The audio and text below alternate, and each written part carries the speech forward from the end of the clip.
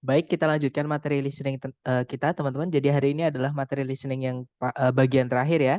Jadi kemarin kita sudah belajar kalau di listening nanti teman-teman akan dihadapkan dengan 3 bentuk soal yang dimasukkan ke dalam 3 bagian di listening ya. Nah, part A atau bagian pertama, teman-teman nanti setiap nomor akan mendengarkan 2 orang melakukan percakapan pendek. Jadi si A ngomong, diikuti si B, kemudian diikuti pertanyaan yang tidak tertulis. Oke. Dan kemudian untuk part E ini paling banyak, jadi dia nomor 1 sampai nomor 30, teman-teman. Tipsnya teman-teman konsentrasi, jangan pecah konsentrasi, jangan sampai terganggu dengan kebisingan-kebisingan di sekitar teman-teman misalnya ya. Kemudian fokus pada pembicara kedua si B ya, karena sering banget yang ditanyakan itu mengenai si B. Nah, tapi teman-teman jangan ketinggalan sama si A juga. Kadang si B ini jawabnya menggunakan idiom atau perumpamaan. Jadi untuk bisa tahu suatu arti suatu perumpamaan atau idiom, kita harus sambungkan dengan konteks ya, teman-teman. Kemudian yang terakhir, teman-teman harus berhati-hati dengan pengecoh yang ada di pilihan ganda. Nah, pengecoh ini maksudnya adalah kadang satu kata atau 2 kata yang teman-teman dengar diucapkan sama si B itu dimasukkan ke salah satu pilihan ABCD. Tapi biasanya pilihan yang mengandung 1 kata atau 2 kata yang diucapkan sama si B itu biasanya malah salah, teman-teman. Kadang jawaban yang benar itu tidak menggunakan kata apapun yang diucapkan sama si B, tapi ceritanya sama, seperti itu. Jadi bisa dibilang menggunakan paraphrase atau sinonim, ya. Kemudian setelah part A selesai, teman-teman nanti akan lanjut ke part B. Di part B atau long conversation scene nanti, teman-teman di setiap 4 nomor, jadi kadang 3 nomor, kadang 5 nomor, tapi rata-rata 4 nomor ya, teman-teman. Itu ada satu audio. Nah, di satu audio itu nanti ada 2 orang ya, tetap si A dan si B, cewek cowok juga. Nanti si A ngomong apa, si B menjawab, dijawab lagi sama si A, dijawab lagi sama si B, dijawab lagi sama sampai percakapan mereka selesai. Nah, nanti satu percakapan atau satu audio itu diikuti 3 sampai 5 pertanyaan, tapi rata-rata 4, teman-teman. Oke. Nah, tipsnya teman-teman nanti tetap harus konsentrasi dan fokus. Kemudian em, apa namanya, sambil mendengarkan, sambil memahami, teman-teman mengelompokkan informasi atau ide berdasarkan, pandangan setiap pembicara, setiap si A dan si B maksudnya ya, mengenai topik yang mereka bahas. Nah, hari ini kita akan belajar mengenai listening bagian terakhir atau part C namanya long talks, teman-teman, atau monolog. Di monolog ini nanti teman-teman akan mendengarkan satu orang ngomong yang mana dia agak panjang. Jadi ini kayak konteksnya kita masuk kelas, kita mendengarkan orang kuliah seperti itu. Oke, dan untuk part C ini nanti akan ada 3 audio, setiap audionya rata-rata diikuti 4 pertanyaan. Jadi sebenarnya mirip untuk jumlah pertanyaannya sama si B, sama part B maksud saya ya. Nah, part C ini nanti juga setiap audio diikuti 4 pertanyaan. Kadang 3, kadang 5, teman-teman. Tapi rata-rata atau umumnya yang lebih sering keluar itu 4 soal. Seperti itu. Nah, tipsnya sebenarnya tetap teman-teman harus fokus dan konsentrasi. Oke, kemudian harus mendengarkan dengan seksama ya. Kemudian kalau teman-teman misalnya ada vocab yang tidak tahu di tengah-tengah mendengarkan, lewati aja. Oke, karena kalau teman-teman nanti misalkan stuck di satu vocab yang teman-teman nggak tahu itu, nanti malah ketinggalan cerita sisanya. Sedangkan audionya nggak bisa kita pause. Ya, jadi langsung ikutin aja. Kalau ada vocab yang nggak tahu, tinggalin aja. Biasanya itu akan diperjelas dengan kalimat-kalimat berikut-berikutnya. Seperti itu. Nah, kemudian teman-teman harus memahami alur dari pembicaraan. Sebenarnya itu enak, teman-teman. Ketika kita mendengarkan orang ngomong ya, entah dalam bahasa Indonesia, entah bahasa Inggris, itu pasti kalimat sebelum dan kalimat setelahnya itu pasti nyambung. Ya nggak mungkin di kalimat sebelumnya ngomongin apa, kalimat berikutnya itu tiba-tiba loncat ngomongin apa.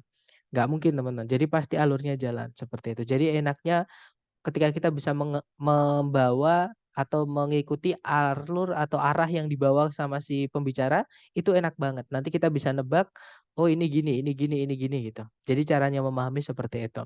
Nah, nanti teman-teman tidak perlu mengingat, tidak perlu menulis karena itu nanti bisa memecah konsentrasi. Ya. Dan di akhir-akhir audio itu sering banget teman-teman, di akhir-akhir monolog ini ya, si pembicara itu mengucapkan di kalimat, satu kalimat ya, yang mana itu nggak nyambung sebenarnya dengan yang dia bicarakan. Oke, tapi itu biasanya ditanyakan seperti itu. Jadi hampir di akhir-akhir atau pas di akhir sendiri itu nanti pembicara bakal tiba-tiba kayak ada intermezzo atau informasi yang nggak nyambung dengan yang dia omongin seluruhnya. Nah, tapi biasanya itu malah ditanyakan nanti, ya. Nah, sebelum kita praktek ke latihan atau contoh soal dan pembahasannya, nah, mungkin teman-teman ada yang ingin ditanyakan, silahkan.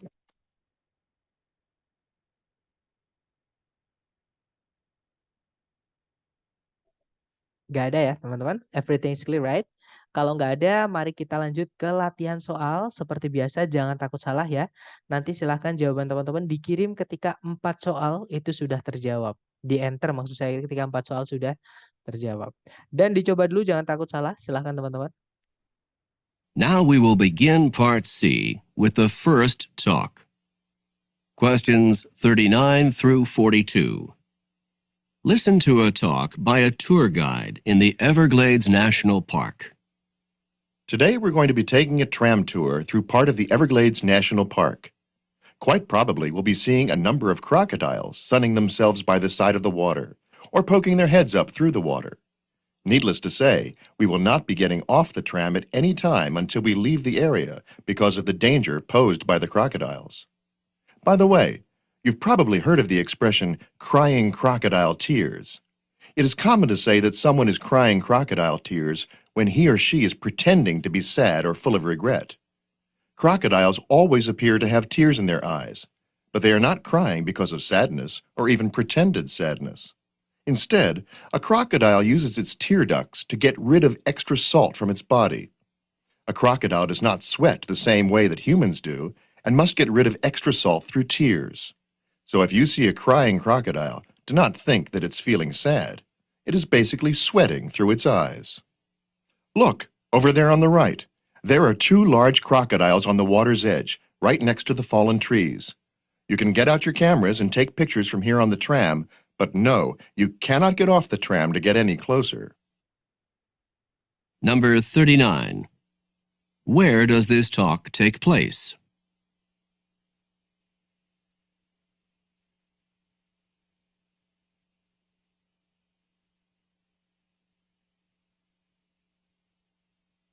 Number 40. What does the expression crying crocodile tears mean when it is used to describe humans?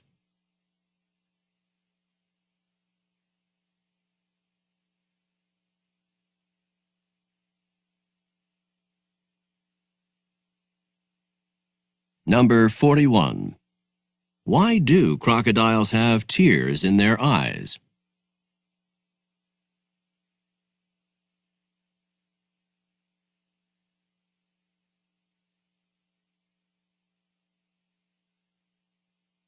Number 42.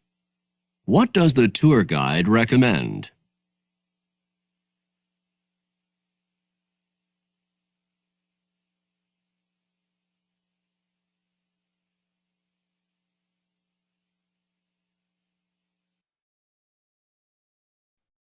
Oke, silakan yang sudah nemu jawaban boleh dikirim dulu di chat sedapatnya teman-teman. Kemudian nanti kita bahas bersama ya. Oke, ada jawaban CDBD, ada juga CDCA, ada juga BDDD, ada juga CDCD, CACA. Oke, kita cek teman-teman. Kita dengarkan kembali dengan audionya ya. Sorry, maksud saya dengan skripnya. Supaya mudah untuk kita bahas. Mari teman-teman. Questions 39 through 42. Listen to a talk by a tour guide in the Everglades National Park. Today we're going to be taking a tram tour through part of the Everglades National Park.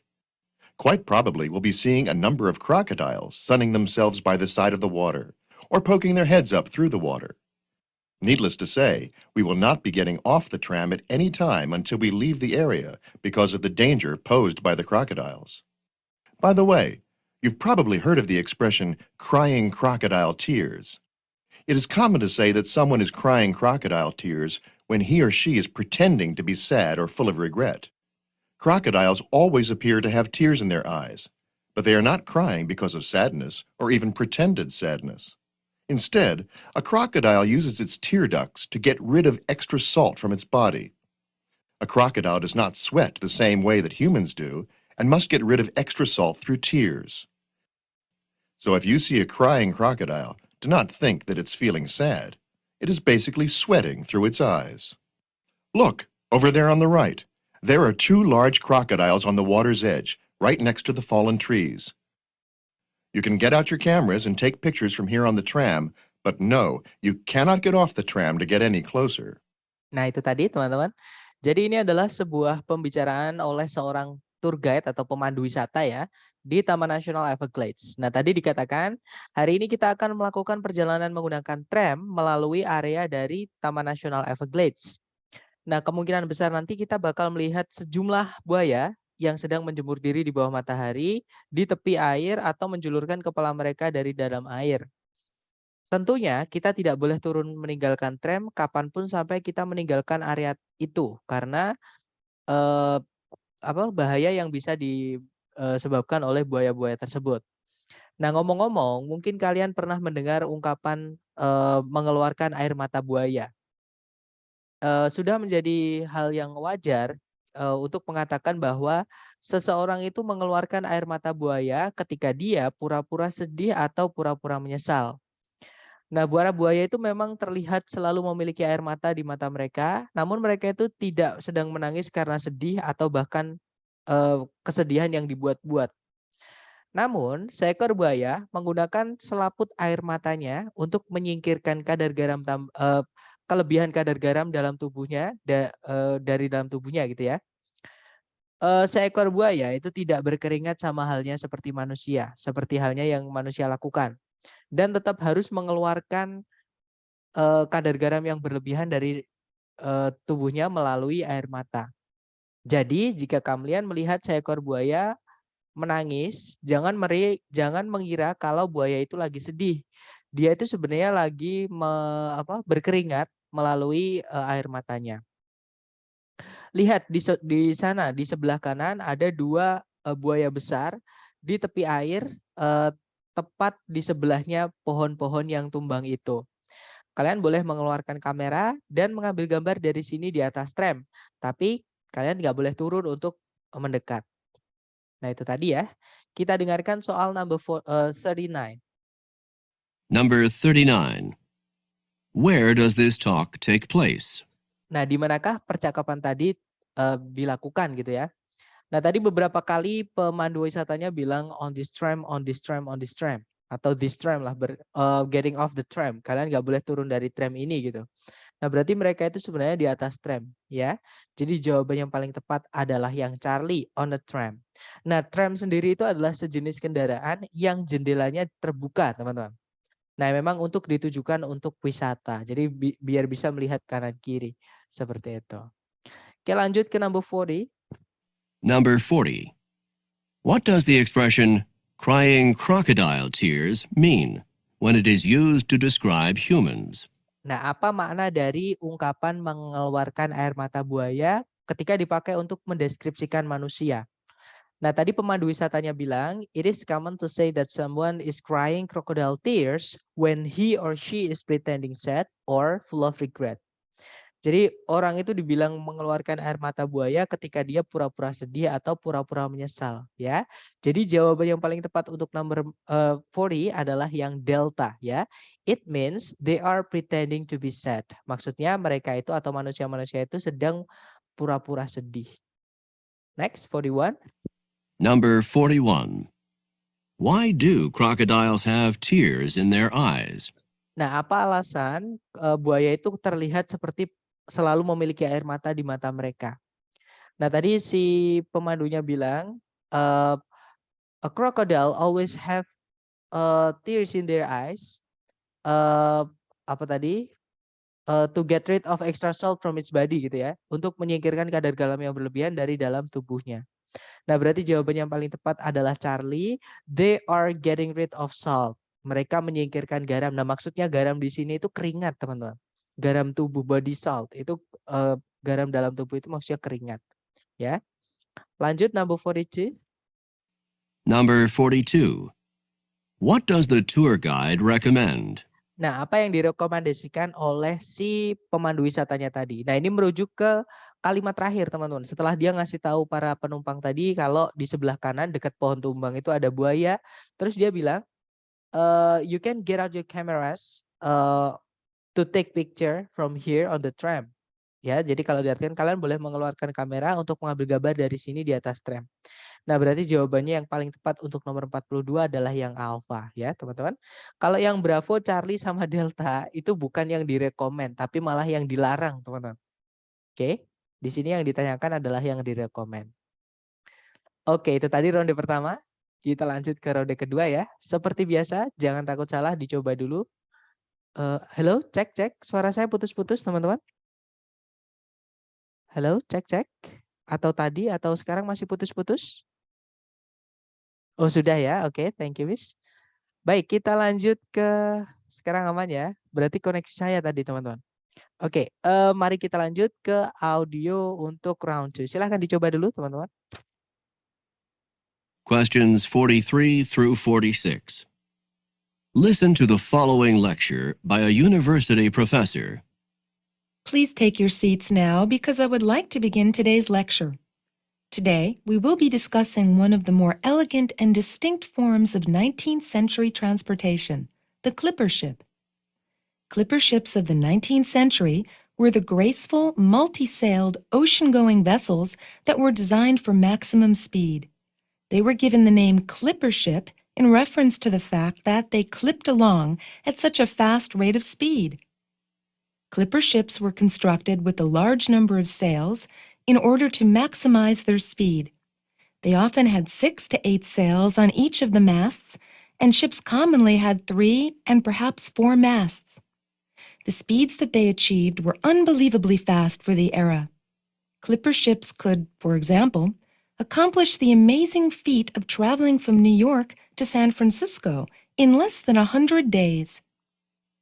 Clipper ships first came into use in the United States in the 1840s. They were originally intended to make the trip from New York around the tip of South America and on to China in order to transport tea to the United States. Once gold was discovered in California in 1848, clipper ships were immediately put into use to carry large numbers of gold prospectors and large amounts of mining supplies from the East Coast to California. With the success of the American clipper ships, the British began their own fleet of clipper ships to transport goods from the far reaches of the British Empire. That's all for today's class. Don't forget that there's a written assignment due on Friday. Number 43. In which course would this lecture most probably be given?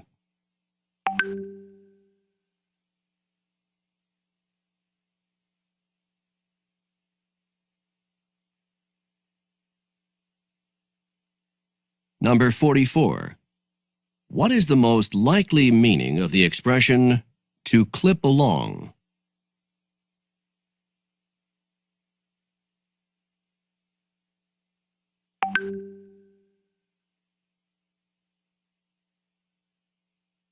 Number 45. What were clipper ships first used for in the United States?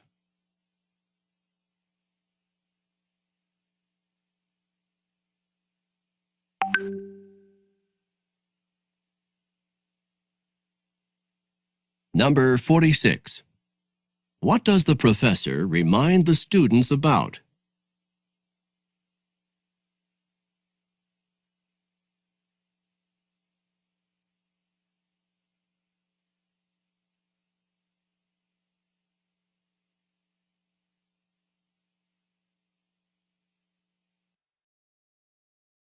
Oke, silakan yang sudah nemu jawaban boleh dikirim di chat dulu.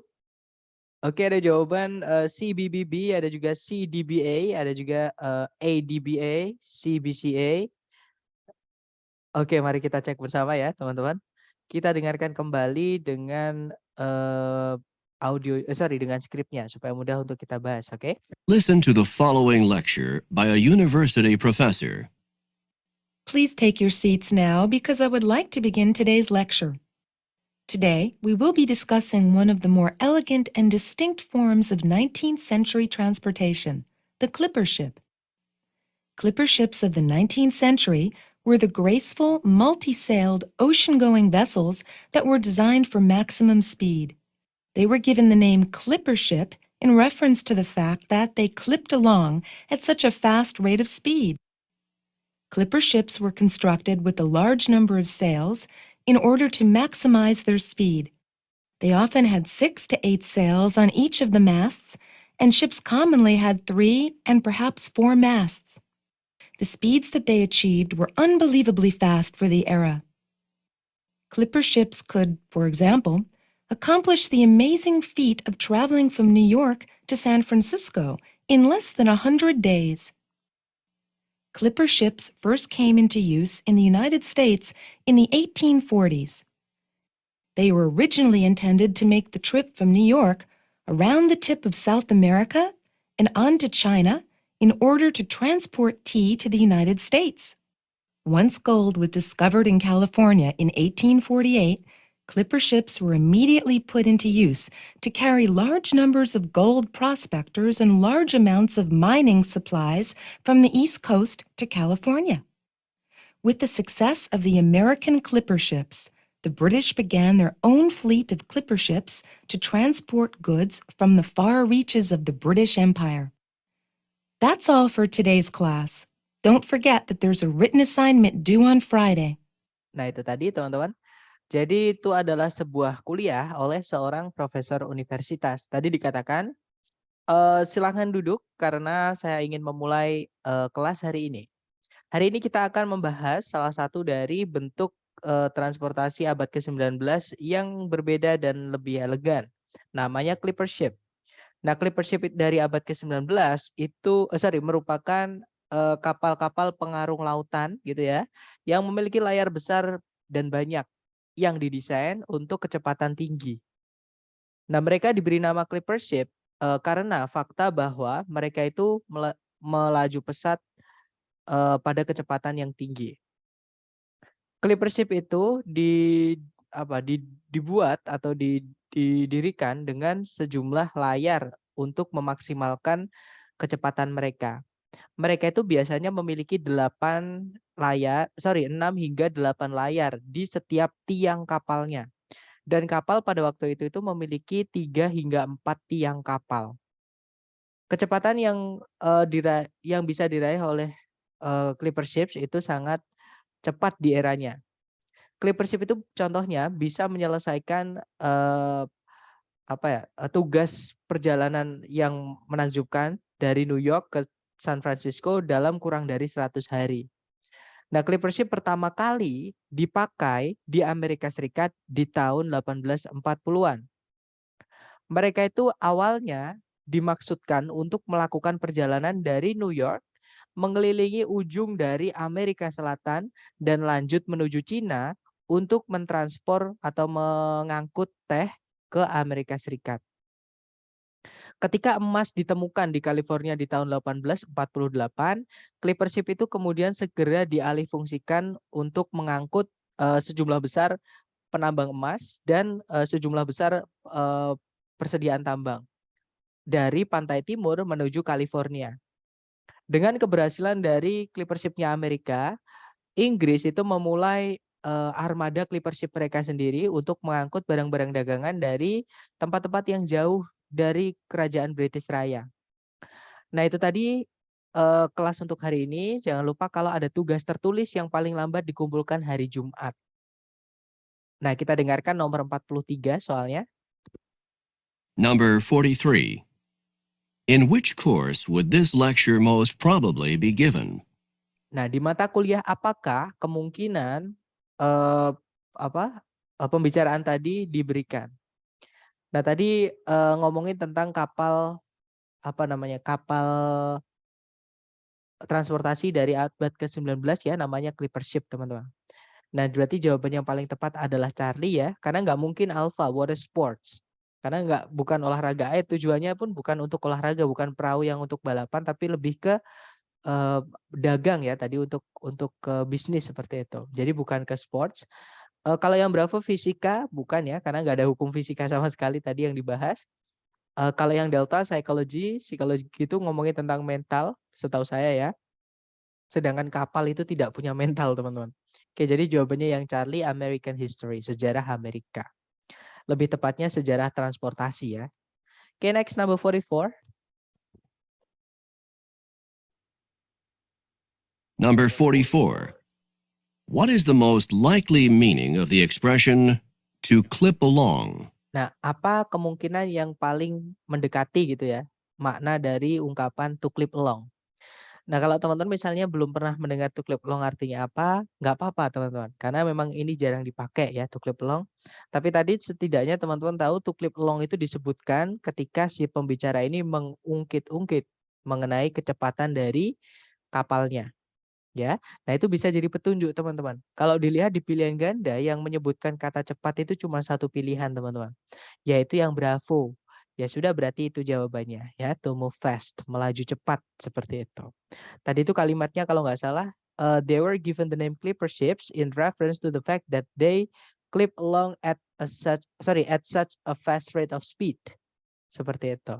Jadi mereka itu diberi nama clipper ship karena mereka mampu melaju pesat pada kecepatan tinggi. Okay, next number 45. Number 45. What were clipper ships first used for in the United States? Nah, apa penggunaan pertama kali atau untuk pertama kali clipper ship itu dipakai untuk apa sih gitu ya? Nah, tadi ada dua fungsi clipper ship yang disebutkan di teks. Jadi tadi disebutkan kalau yang pertama clipper ship itu dipakai untuk atau dimaksudkan untuk melakukan perjalanan dari New York mengitari ujung dari Amerika Selatan, kemudian berlanjut menuju Cina untuk mengangkut teh untuk dibawa ke Amerika Serikat. Nah, berarti jawaban yang paling tepat adalah yang alpha, to bring tea from China, untuk mengangkut teh dari Cina, seperti itu. Nah, kemudian di tahun 1848, nah itu fungsi kedua. Nah, ketika emas itu ditemukan di California, itu langsung dialihfungsikan untuk mengangkut penambang emas sama persediaannya tadi. Ya, nah di sini yang ditanyakan yang pertama kali yaitu untuk mengangkut teh dari Cina tadi. Oke, lanjut number 46. Silakan teman-teman. Number 46. What does the professor remind the students about? Nah, apa yang diingatkan oleh si profesornya tadi kepada para mahasiswanya? Nah, ini merujuk ke kalimat terakhir tadi, teman-teman. Tadi profesornya bilang, don't forget that there is a written assignment due on Friday. Jangan lupa ada tugas tertulis yang paling lambat dikumpulkan hari Jumat. Nah, berarti jawabannya adalah yang delta ya. Some written homeworks, tugas tertulis seperti itu. Oke, kita lanjut ke ronde terakhir, teman-teman. Sama ya, dicoba dulu, jangan takut salah. Kita belajar. Sebentar saya mute dulu. Oke, silakan dicoba dulu, teman-teman. Questions 47 through 50. Listen to the following talk by a drama coach to a group of actors. I know that some of you are feeling more than a little nervous about tonight's performance, and I want you to understand that this is quite a natural feeling. You are going to be on stage in front of a lot of people tonight, and it's normal to be experiencing some nerves. I would like to help you to understand these feelings and not let them interfere with your performance.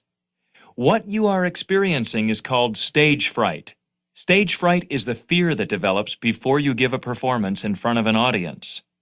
Stage fright is not experienced just by actors and actresses. It can also be experienced by musicians, athletes, teachers, anyone who performs in front of a group of people.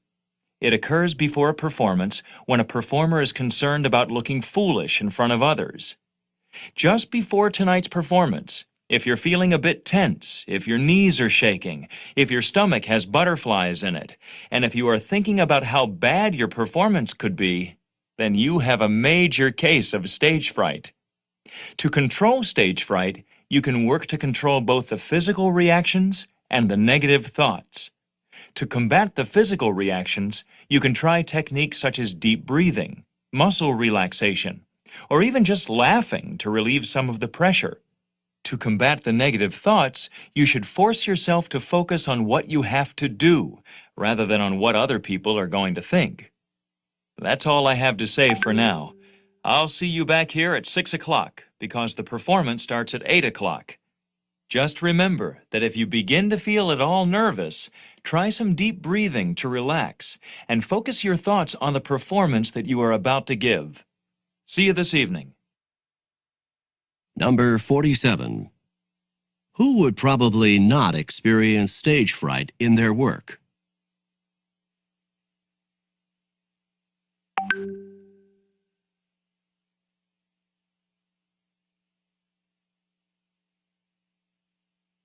Number 48. What physical reaction might someone who is experiencing stage fright commonly have?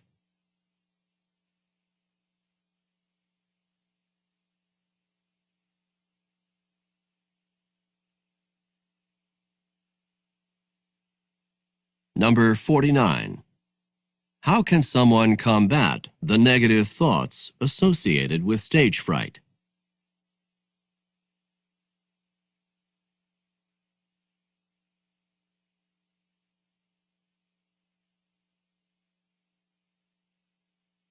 Number 50.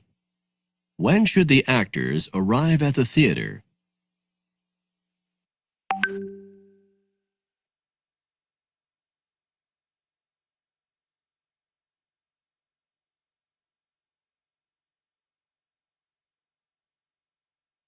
Oke, thumbs up. Silahkan jawabannya teman-teman boleh dikirim di chat, kemudian kita bahas bersama ya. Baik, ada jawaban ACDC, ada juga BCDC, BCDD, ada juga ADCD, ada juga ACBD, BADC, BDBC. Oke, kita cek bersama ya teman-teman. Kita dengarkan kembali dengan skripnya supaya mudah untuk kita pahami. Mari. Questions 47 through 50. Listen to the following talk by a drama coach to a group of actors. I know that some of you are feeling more than a little nervous about tonight's performance, and I want you to understand that this is quite a natural feeling. You are going to be on stage in front of a lot of people tonight, and it's normal to be experiencing some nerves. I would like to help you to understand these feelings and not let them interfere with your performance. What you are experiencing is called stage fright. Stage fright is the fear that develops before you give a performance in front of an audience. Stage fright is not experienced just by actors and actresses. It can also be experienced by musicians, athletes, teachers, anyone who performs in front of a group of people. It occurs before a performance when a performer is concerned about looking foolish in front of others. Just before tonight's performance, if you're feeling a bit tense, if your knees are shaking, if your stomach has butterflies in it, and if you are thinking about how bad your performance could be, then you have a major case of stage fright. To control stage fright, you can work to control both the physical reactions and the negative thoughts. To combat the physical reactions, you can try techniques such as deep breathing, muscle relaxation, or even just laughing to relieve some of the pressure. To combat the negative thoughts, you should force yourself to focus on what you have to do, rather than on what other people are going to think. That's all I have to say for now. I'll see you back here at 6 o'clock, because the performance starts at 8 o'clock. Just remember that if you begin to feel at all nervous, try some deep breathing to relax, and focus your thoughts on the performance that you are about to give. See you this evening. Nah, itu tadi teman-teman ya. Jadi itu tadi adalah sebuah pembicaraan dari seorang pelatih drama kepada sekelompok aktornya. Nah, tadi dikatakan, I know that some of you are feeling more than a little nervous about tonight's performance, and I want you to understand that this is quite a natural feeling. Jadi, saya paham bahwa beberapa dari kalian sedang merasakan sedikit gugup mengenai pertunjukan nanti malam. Dan saya ingin kalian memahami bahwa ini termasuk perasaan yang normal atau yang wajar gitu ya.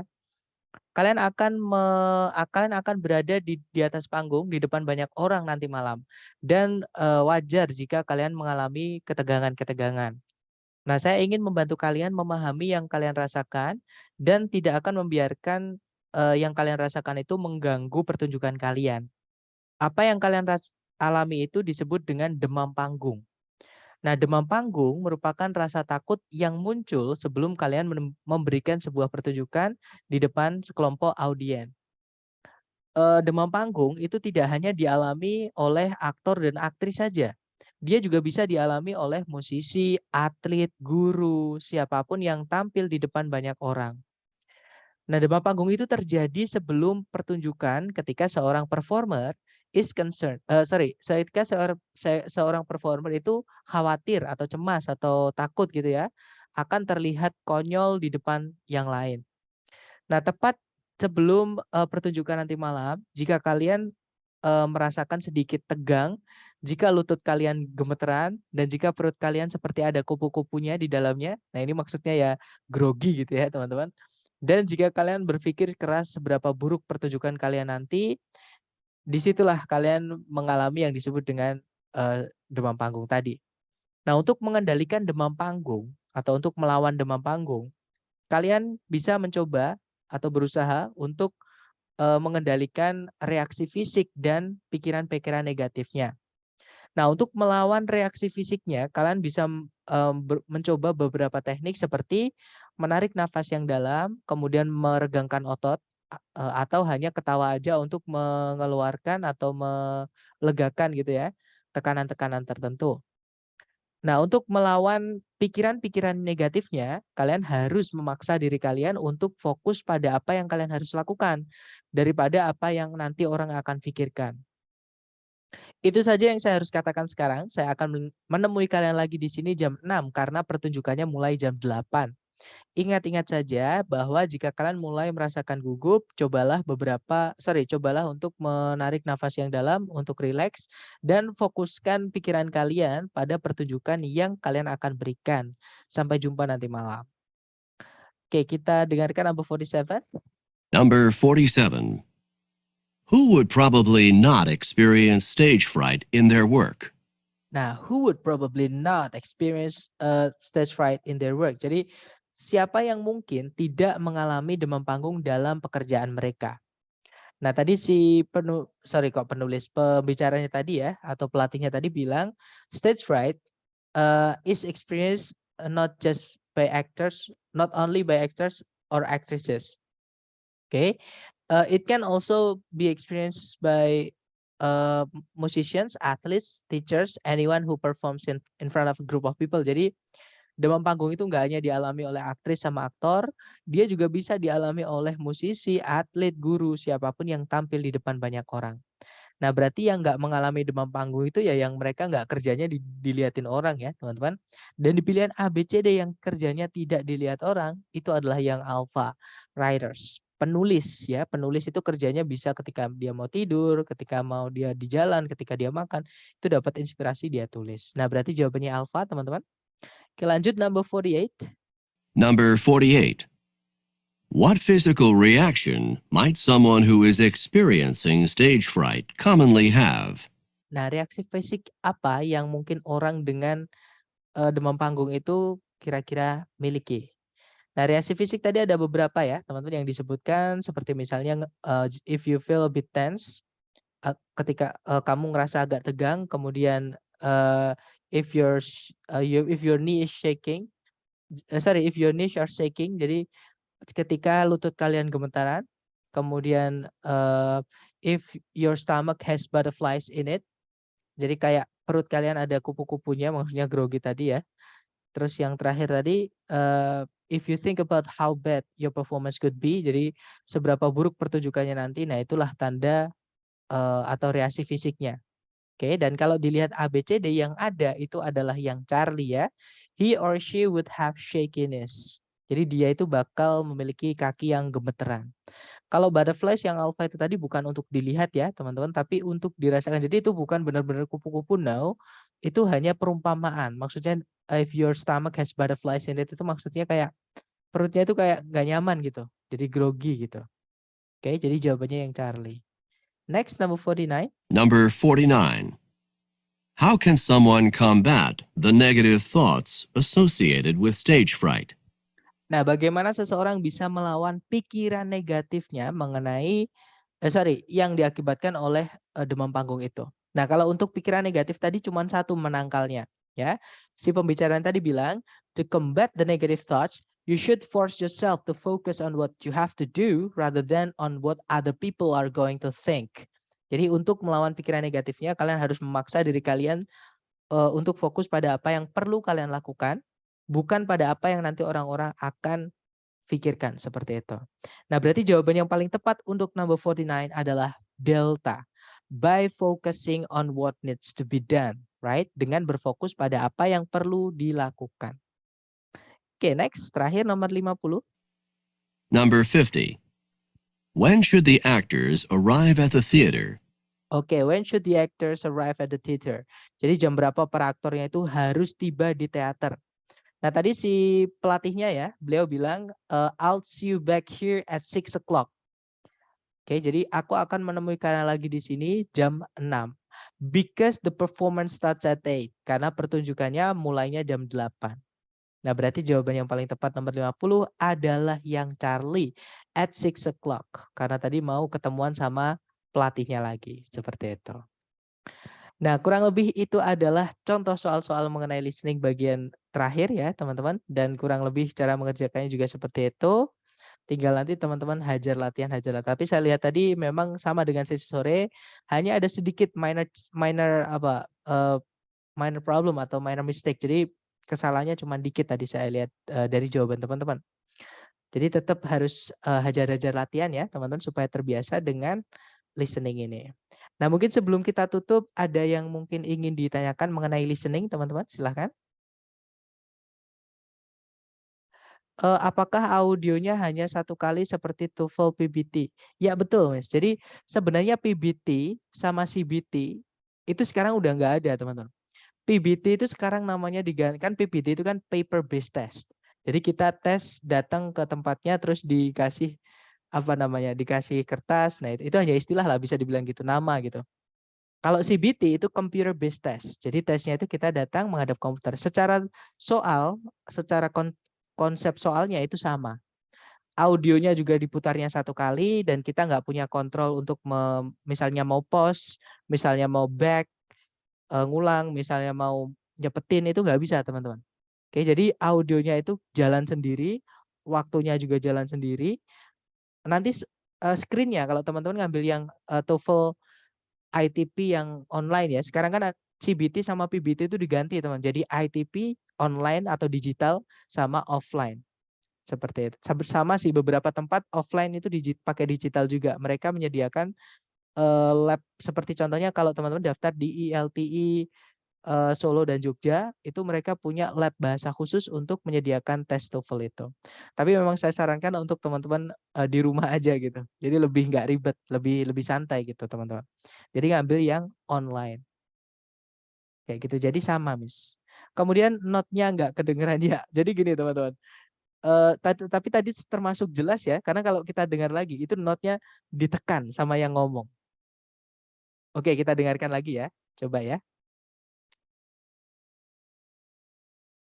Number 47. Who would probably not experience stage fright in their work? Nah, not-nya itu dia kayak not gitu. Jadi kayak who would probably not experience stage fright in their work. Jadi ini termasuk jelas banget, Miss, kayak gitu. Saya suka blank pada bagian. Nah, ini adalah ini adalah tahap yang hampir semua orang pasti alami, teman-teman.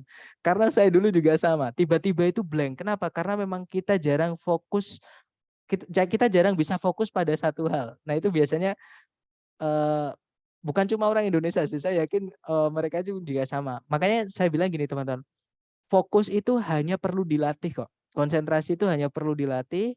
Mumpung teman-teman masih sempat melatihnya ya, hajar latihan terus, teman-teman. Terutama di part C ini ya. Nah, nanti kalau udah terbiasa itu enak banget. Ini yang saya alami sendiri. Teman-teman nanti mikirin apapun sambil mendengarkan, itu masih paham alur ceritanya. Bahkan kadang bisa nebak.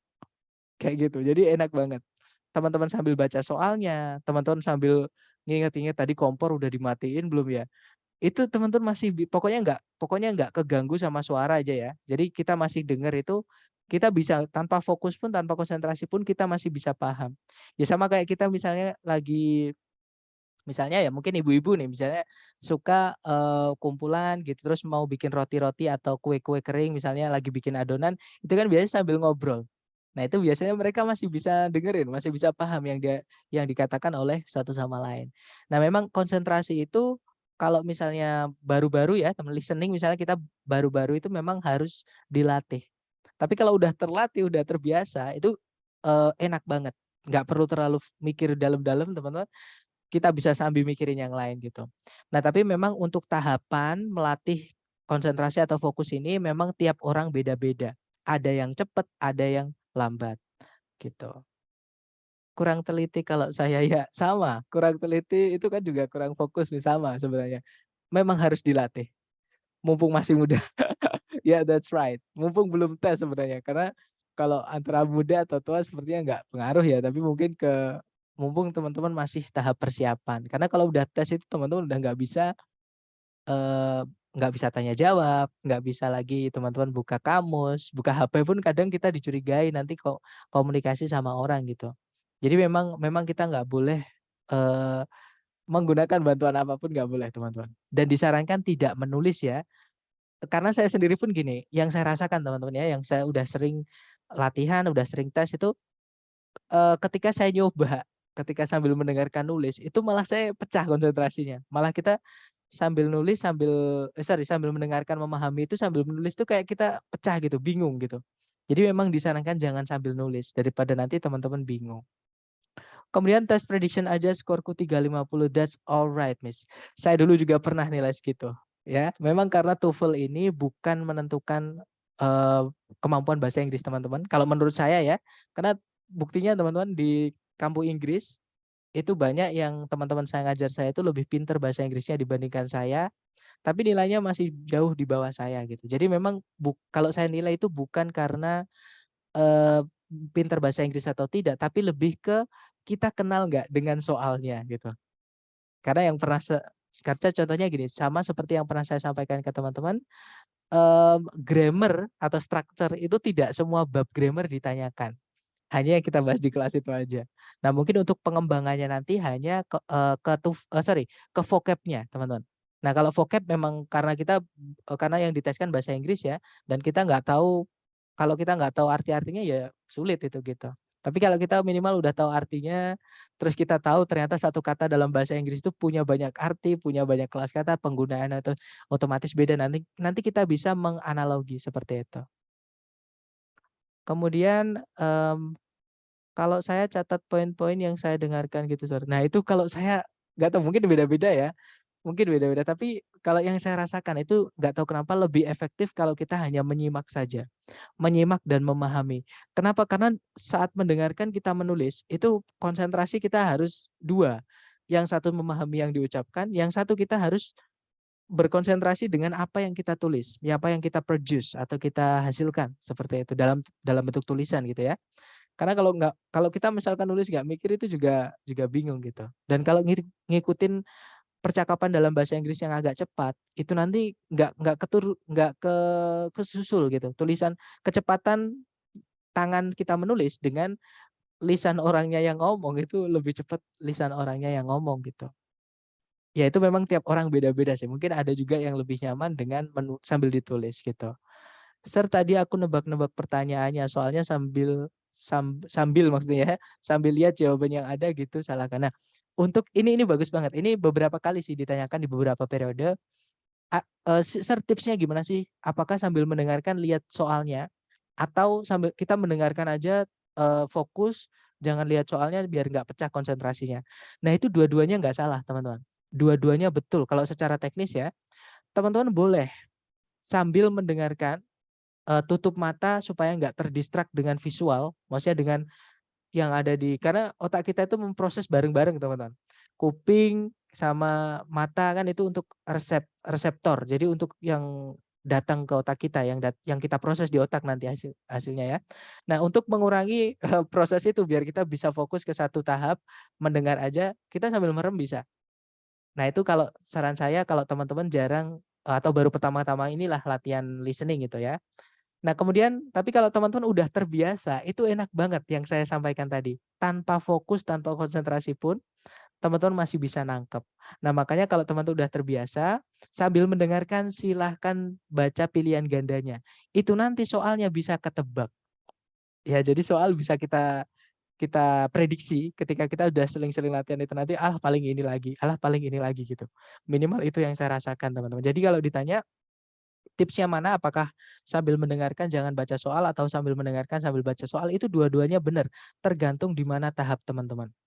Gitu. Atau teman-teman boleh mencoba di latihan, kira-kira teman-teman lebih nyaman yang mana. Nah, itu nanti teman-teman akan tahu, teman-teman sudah di tahap yang pertama atau yang kedua. Seperti itu. Intinya jangan jangan shift di tengah-tengah proses ya, teman. Maksudnya gini, saya lebih nyaman kalau sambil mendengarkan tutup mata. Nah, terus teman-teman pakai tutup mata, baru belum selesai audionya ngomong, masih di tengah-tengah, tiba-tiba teman-teman shift pakai cara satunya, yaitu sambil membaca jawaban. Itu nanti sama. Ada apa tuh namanya, shift atau perpindahan tadi ya, ada perpindahan tadi otak kita, aktivitas otak itu juga nanti berpengaruh juga, walaupun itu sepersekian detik teman-teman. Kalau teman-teman belum terbiasa ya, tapi kalau udah terbiasa itu enak kok. Di sambil main HP, buka Pinterest, buka Instagram, sambil WA-an misalnya sama teman itu bisa. Tapi nggak boleh, kalau ketika teman-teman tes nggak boleh. Nah, saya lakukan itu karena mungkin karena saya sering tesnya itu di samping yang tes gitu ya teman-teman. Tahu kan maksud saya? Maksud saya ya itulah yang pernah saya cerita ke teman-teman. Tapi jangan ditiru, itu nggak baik teman-teman. Kemudian tapi nanti kalau di tes officialnya dibolehkan bawa kertas dan pena ya Mister? Ya boleh teman-teman. Jadi ketika benar-benar tes itu teman-teman memang disarankan untuk bawa clear holder. Jadi kayak map dari plastik itu yang bening, nanti tengah-tengahnya itu diselipin kertas untuk biar kelihatan gitu. Sambil bawa spidol board marker sama penghapusnya boleh pakai tisu gitu. Jadi boleh sambil nulis sebenarnya nggak apa-apa. Soalnya aku kesulitan malah kalau nggak sambil nulis ya memang yang saya sampaikan tadi tiap orang memang beda-beda Mas. Gitu. Kalau saya malah bingung kalau sambil nulis tuh kadang ketinggalan. Tadi nulis belum selesai, ada lagi yang harus ditulis yang kita dengar gitu. Jadi bingung. Jadi kayak kita ngejar orang yang lagi ngomong gitu, dan orang yang lagi ngomong dalam bahasa Inggris itu biasanya cepet banget. Seperti itu. Kak, untuk link exercise listening yang di-share di WA itu skrip soalnya di mana ya, Kak? Skrip soal sepertinya ada di kunci, Mas. Atau nanti coba saya cek ya, kalau nggak ada di kunci nanti coba saya buatkan sendiri gitu. Untuk skrip tes listening-nya.